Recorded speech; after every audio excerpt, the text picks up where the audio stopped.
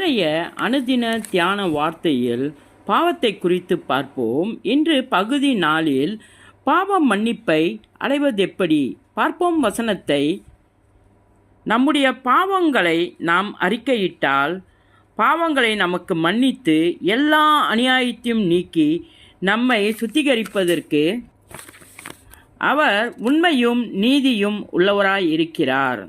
1 யோவான் 1வது அதிகாரம் 9வது வசனம்.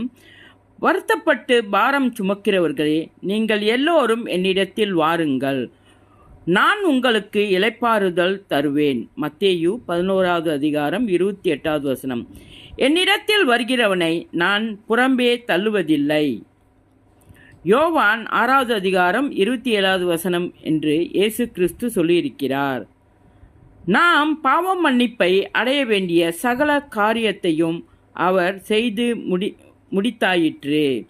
நாம் அவரை நமது சொந்த இரட்சகராக ஏற்றுக்கொள்ள வேண்டியதுதான் நாம் செய்ய வேண்டிய காரியம். இப்பொழுதே கர்த்தராகிய இயேசு கிறிஸ்துவை சொந்த இரட்சகராக ஏற்றுக்கொள்வாராயின் அவர் உம்முடைய பாவங்களை எல்லாம் மன்னித்து ரட்சித்து உமக்கு நித்திய ஜீவனை கொடுப்பார். இயேசுவின் நாமத்தில் மரானாதா.